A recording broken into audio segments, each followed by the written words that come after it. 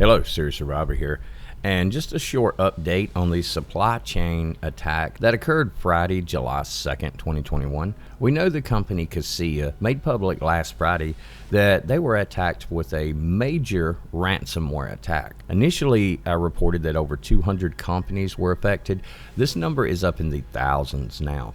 There are over 200 in the U.S. alone. The cybersecurity group Huntress Labs said on Saturday it identified 20 compromised managed service providers with more than 1,000 of its clients falling victim to ransomware attacks.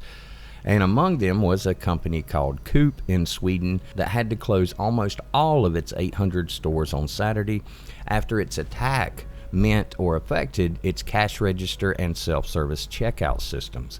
And when these types of systems go down, then of course the store can't do business anymore, because with the automated checkout systems, even if you have cash, there's no way to ring these items up for the most part. So these type of attacks are very serious. It's difficult at this point to find a comprehensive list of each company that was attacked, but I will be bringing that out as soon as I am able to narrow it down and get a complete list of the companies that were affected. But it has been confirmed by not just the U.S. government, but world governments in general, that this is a supply chain focused attack. It is an attack that was designed to hit the supply chain itself, not the other types of infrastructure such as, power grids and things like that. This was focusing on stopping commerce. Now, it hasn't really impacted me here. I haven't seen it here. It just happened this past weekend, so we really haven't seen the effects of this, and we don't even know really the status of this.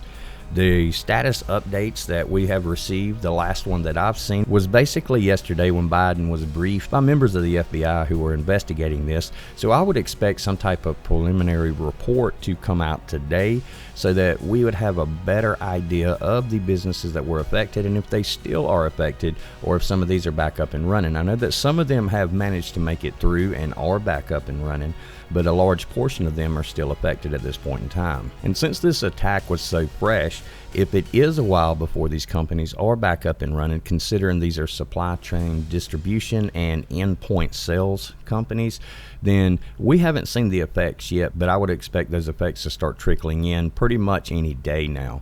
Biden did state that if it was Russia, we would retaliate. But I received an interesting email from someone who was working with one of the companies that were affected by this. And the most interesting thing about this email from one of my Patreon subscribers was that this did not appear to this IT expert. This did not appear that it was an external attack or an attack from a foreign government.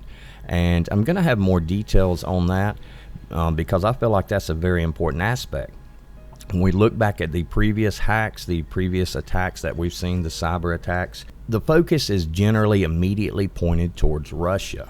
And it's Russian hackers, it's Russian linked hackers, it's Russian government backed hackers. And this is what we hear all the time. Russia adamantly denies this, and of course they would, just like any nation would, whether they did it or not.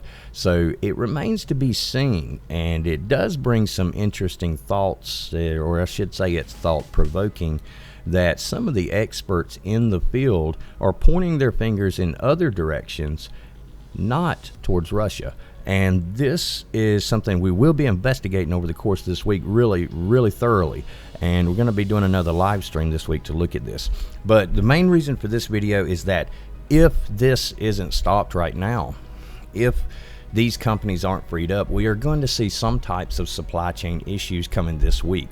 We're already experiencing it a little bit, but this, when you talk about this number of companies, if these were larger companies, because we don't know who all it was yet, and if these larger companies were affected, then we're going to be impacted greatly over the next few days. So this is something we should keep in the back of our minds, and maybe something we should prepare a little bit for, because we know it's coming, we know it's already happened, and we know it's going to get worse.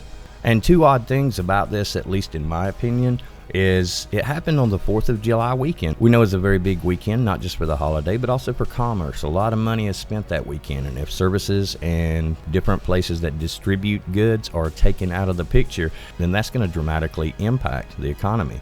which still remains to be seen because it's so fresh, the exact impact that we've seen from this, but it's being called a colossal attack, one of the largest in history. But this is also happening right before July 9th kicks off the Cyber Polygon 2021, which simulates a supply chain attack. And it's really interesting if you go to their website and read what they're doing. They're actually simulating an actual attack on virtual trainers that they've set up. So they have two teams competing against each other. One team is attacking, one team is defending. The red team is attacking and the blue team is defending, at least according to their webpage. But it really is odd when we think about it, how the supply chain has been brought to our attention so much lately. We've seen the impacts that supply and demand had during the coronavirus pandemic. We've seen the impacts of our supply chain being limited after the restrictions were lifted. We've seen our supply chain come to a grinding halt almost in some areas. We've seen the supply chain severely restricted through hacks that have taken place just this year. And like I was saying in some of my earlier videos, these are test runs. There will come a point to where the ransomware attackers are not asking for a ransom anymore. They're just shutting things down and causing people to panic. I would expect us to see something much bigger after July 9th. So just a little information there. Wanted to share that. Keep an eye on the channel. We're going to have a lot more coming out on this. Going to be investigating this very, very in-depth and very thorough. Thanks a lot for listening. God bless. And for now, Serious Survivor, out.